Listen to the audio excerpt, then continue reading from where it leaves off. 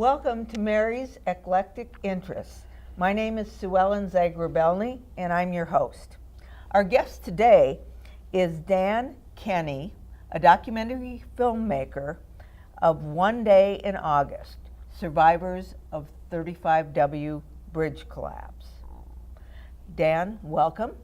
Thank you. How did you come to write this documentary and prepare this documentary?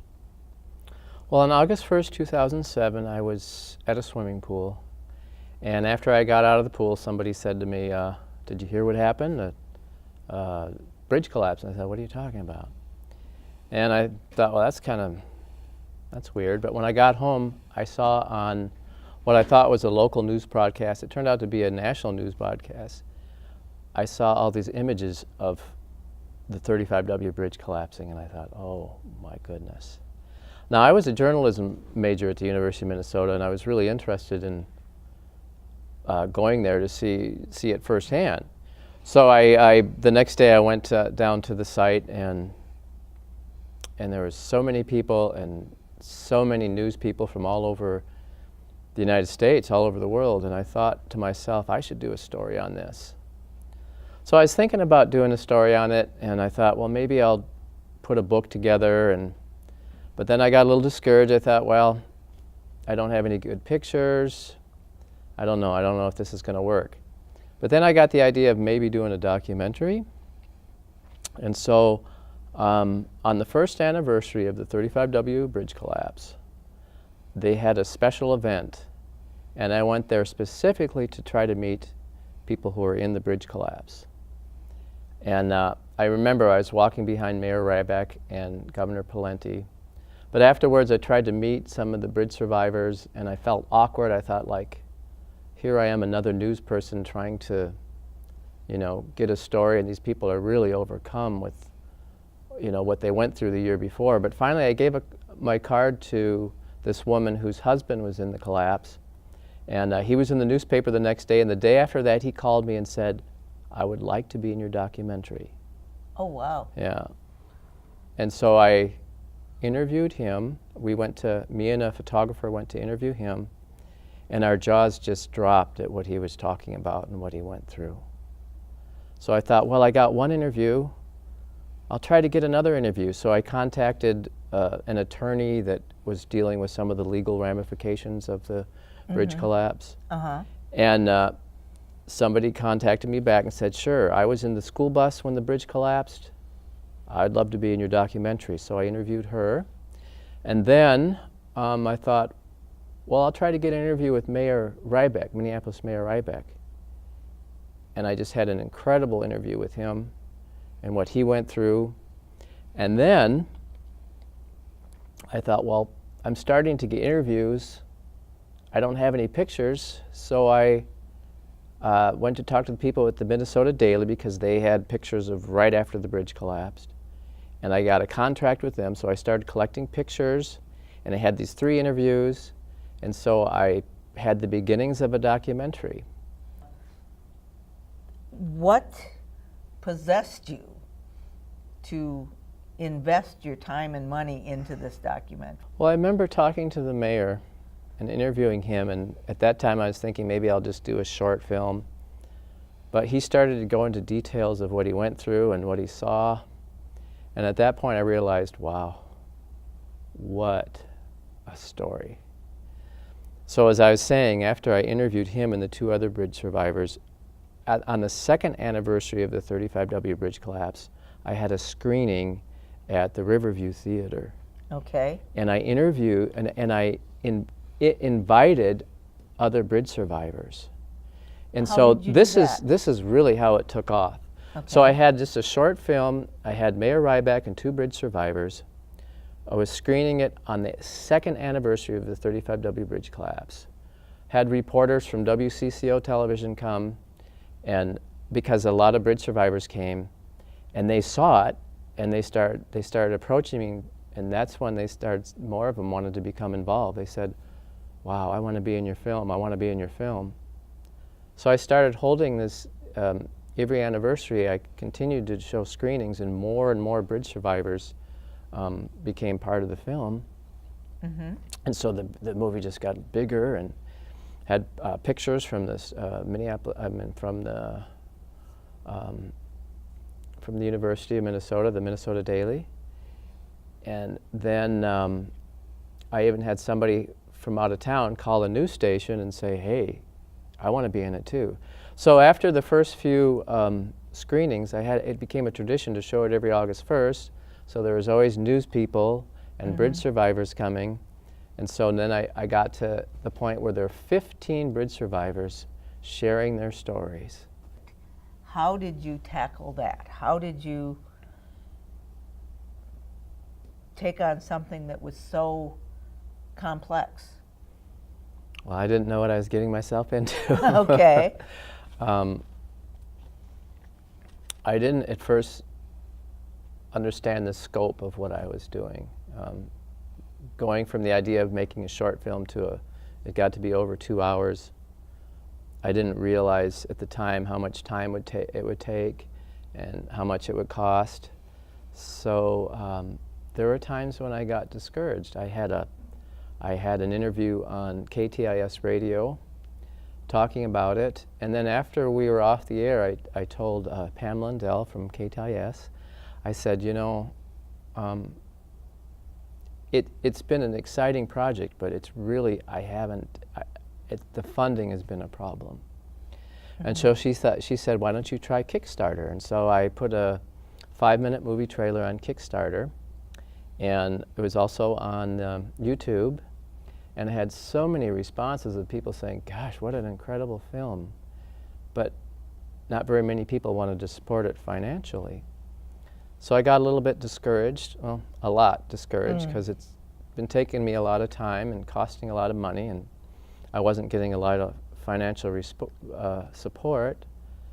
So very discouraged. And then a friend of mine, he's a person of faith like myself, and he said, just pray, trust God, it'll work out.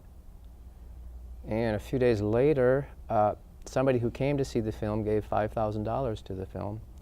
And then I was able to get news footage. And so now I have 15 bridge survivors, Mayor Ryback, a few others, not only pictures, but now I started to collect news footage from WCCO, Eyewitness News, and Fox 9. You know, I had to arrange a contract. So that made the film like, wow, so they're talking about it. You know, the bridge survivors are talking about their experience, and they have pictures showing them as they're talking about their experience. There's pictures showing what they look like right like a few minutes after the bridge collapsed.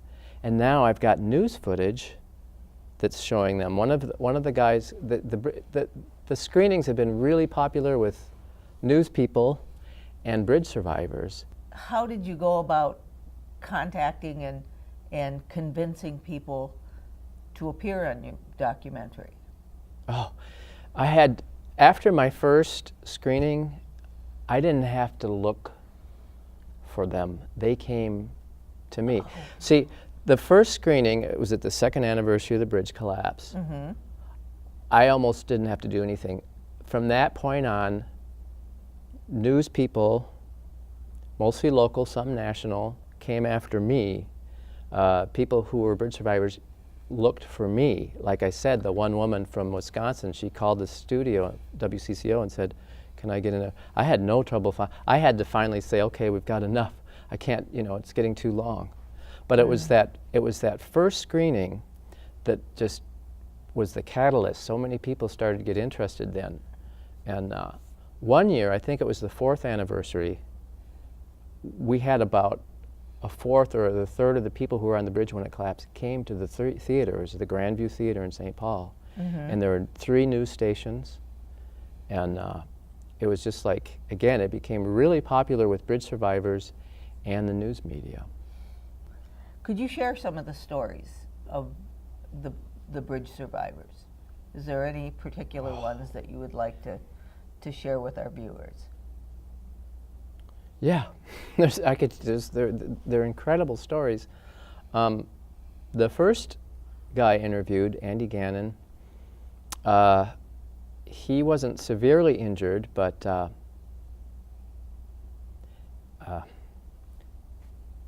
as soon as he got out of his car, people were yelling at the school bus, because there was a school bus that went down. And they were saying, come help us. And so he went over there, but he noticed that there was a Tasty Bread truck right near the school bus, so he went over to try to help that gentleman. And there's things I just can't share. Okay. I mean, the film's really intense, but in respect for some of the families who lost loved ones, there's parts of the film I had to take out because it's just too hard to take. Okay. It's too intense, and I wanted to protect them and not let them have to see that part of it. The story I shared on KTIS radio was Omar from Texas. He was in town on business, and big, strong guy from Texas, and he was going across a bridge, and then it just went, and he just screamed. I mean, this big, tough guy. He was just so scared, and his car, when his car hit, it started filling up with water, and he couldn't get out of his car. The water started coming up, to the windshield, and he pounded it and couldn't get out. And so it's like, what do I do? There was when he was on the phone when his car fell, and there was his friend, his mother is a pastor, and so she started praying for him, that angels would help him. So here he is, his water's starting to fill up, he can't get through the window.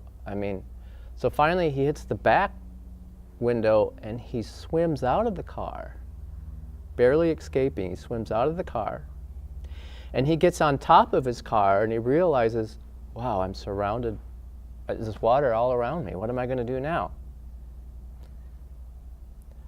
And there was a bridge survivor with a 2x4, on part of the bridge. So he swam, and there was gas in the water. He had gashes, and it was really hurting his skin because there was this oil from an oil spill from one of the trucks that was in the water. But the guy pulled him out of the water with a 2x4. And it's like, wow. So there's actually a picture of that, and then I have some news footage that shows those two together right after he came out of the water. And it's like, wow. Oh, that's intense. There's another woman who, this is the one from Wisconsin.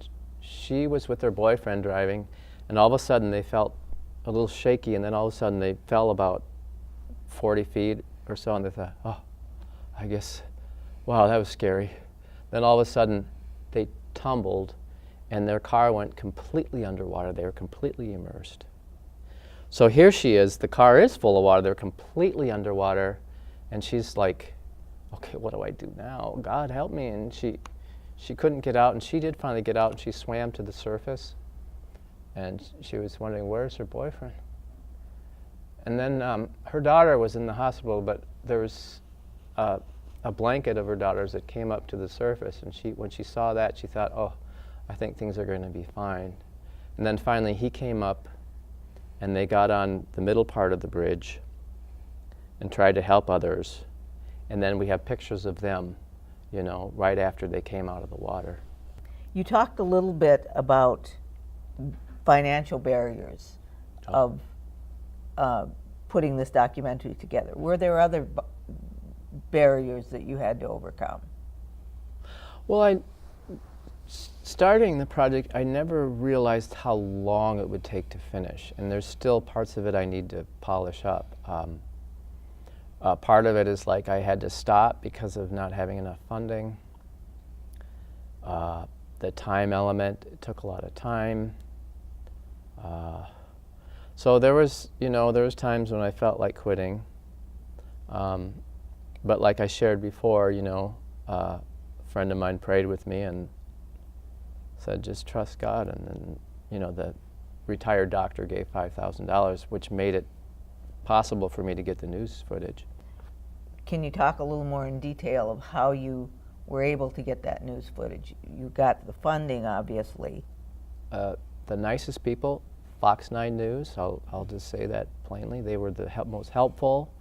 You know, they didn't charge, but all the other stations were charging quite a lot of money. That's why I needed the money to get the news footage. You know, it's over $1,000 per minute. I mean, it gets really expensive. Oh my goodness. So, so then got some good footage from Fox 9 and Eyewitness News and WCCO.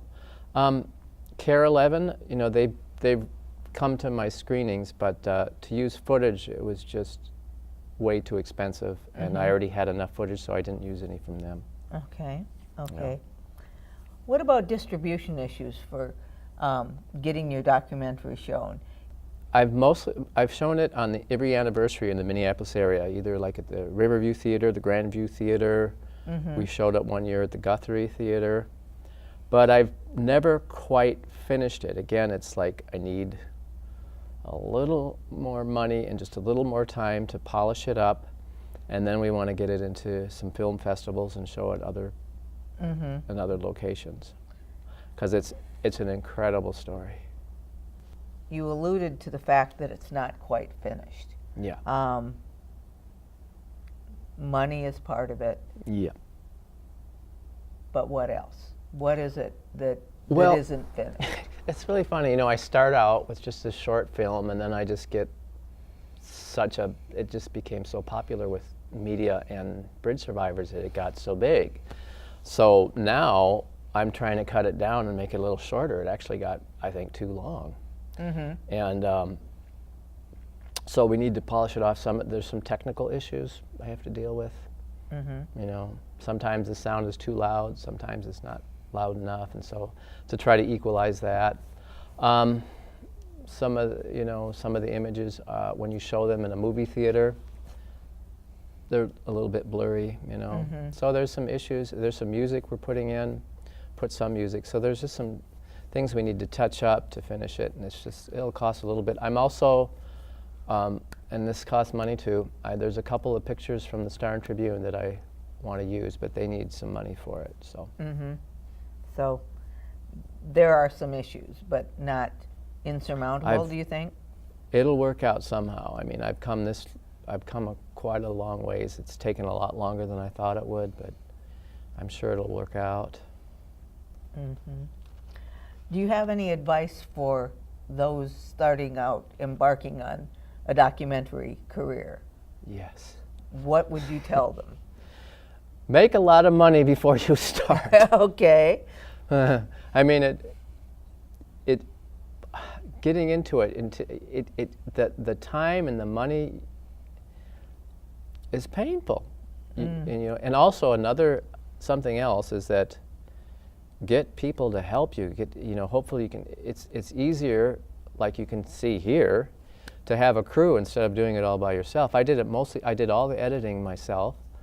I've hired on some interns to help with videography and photography, but I didn't realize what I was getting into, and just if you have good planning, good financial backing, it'll go smoother. But one thing that's unique about this project is not every project gets so much media attention. It's been every screening I've had has local TV stations. It's been in the newspapers. It's been on radio, and I even got calls from somebody working on a show from NBC, and then of course, like I said, PBS from New York City called me. So there's a uniqueness about this story that gets more publicity than a lot of stories. And what's in the pipeline for you? What future projects are you working on? I'd like to get to that, but there's one thing I wanted to share. The film is so intense, and one thing, I have a few things here. I just remembered something. Go for it. The perspective is from the bridge survivors. almost completely from the bridge survivors, except for Mayor Ryback and a few others. But so, like in one of the screenings, you know, as the bridge survivors share their stories and you see the images on the screen, somebody said to me, you can feel what they felt. And so one time, more than one time, but I remember one time in particular at one of the screenings, I think it was at the Riverview Theater, when the film was over, there was about 5 minutes or so of this silence, and you could hear some weeping. Because what's unique about this film is, from the perspective of the bridge survivors, feeling what they felt and seeing the images of what they describe, it's almost like you're there experiencing it yourself, but being so intense, I had to get a few humorous moments. Okay. And one of the stories, one of the bridge survivors, he was going across the bridge, and his car didn't go in the water, but it was on a center part of the bridge that went down. So after he went down, you know, he was still conscious. Finally gets out of his car, and he calls his fiance, and he says, I'm going to be late for dinner. And she said, you know, now why? She was kind of irritated with him. Now why? And he said, well, the bridge collapsed. She said, what bridge? He said, well, the 35W bridge. And she said, I don't see anything on the TV. I don't see anything on the news about it. And he said, well, just wait a little bit. You probably will. A few minutes later, there was a helicopter, I think, from Channel 5. And the videographer zoomed in on him as he was talking to her on the phone. And she said, she was watching TV, and she said, oh my God, I can see you on the TV. Oh my goodness. So, wow. That's amazing. That's amazing. So we have that now in the film too. I have the news footage that shows, it doesn't show a close-up of him, but it shows, he actually said, oh yeah, I'm there. She talks about it. We actually have some footage of him walking on the center part of the bridge. Wow. Yeah. So let's go back to that question that I started to ask. What future projects are you? Oh, one more thing, and I get to Oh, that. one more thing. Perfect. This documentary is so unique. I had somebody working on a project for NBC. They called me up and they came to talk with me, and they wanted to look over my film. And they actually started doing this is a national show. They started doing a reenactment of the 35W bridge collapse, and it was kind of fake. You know, it wasn't real. But with my documentary, it's real. It just goes to a deeper level because it's not a reenactment. They're talking about what really happened to them, and there's pictures and video that actually show it. So, incredible story, absolutely incredible. When I was first editing it, it was so intense that I cried almost every time as I was working on it, because they thought, so many times they thought they were going to die, and they talked about the terror of just fall. I mean, how many times do you fall into a river? It doesn't happen very often. Thank God. So they were just, the terror they went through, but then the beauty, one of the most beautiful things about this film is how there's a group of them got together as friends, and they became friends. It's almost like war buddies, you know, and they helped one another heal. There's an organization, you know, what's the organization called? You know, you can, my 5-minute movie trailer, it shows that at the end, you know. Okay. Or one of the bridge survivors talking about, you know, it was really a difficult thing.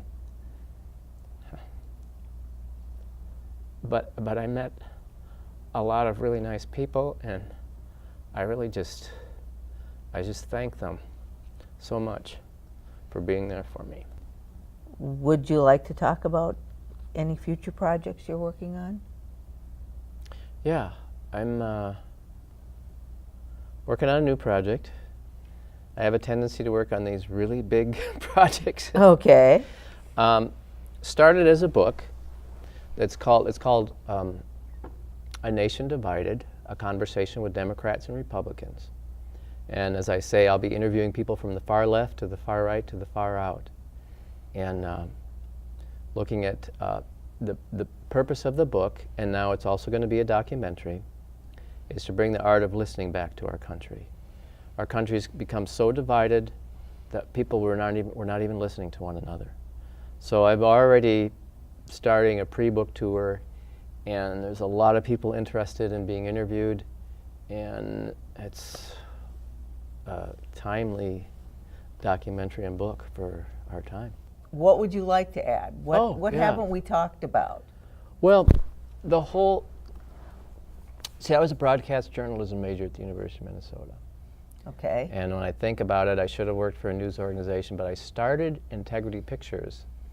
And what's unique about Integrity Pictures, it's about storytelling, but it's wisdom and healing through stories.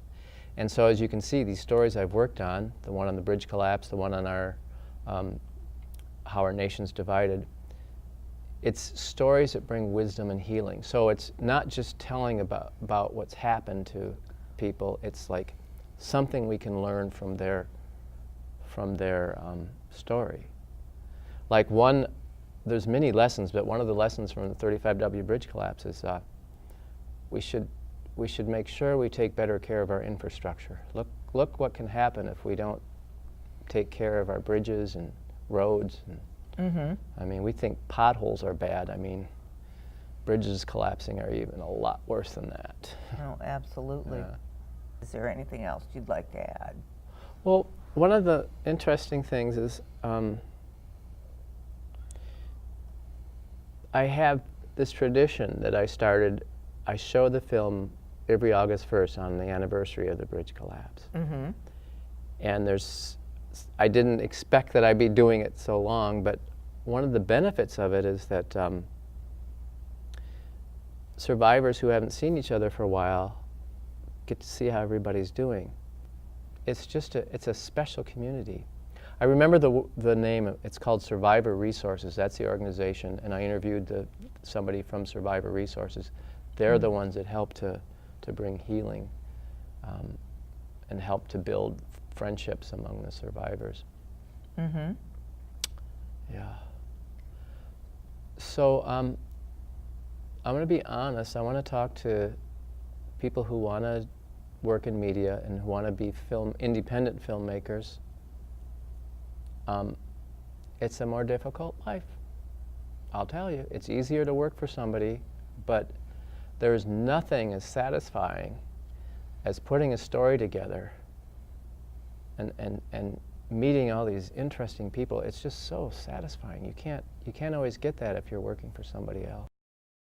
Thank you for sharing your story and the story of the bridge survivors with our viewers. Yes. And thank you, Dan Kenney.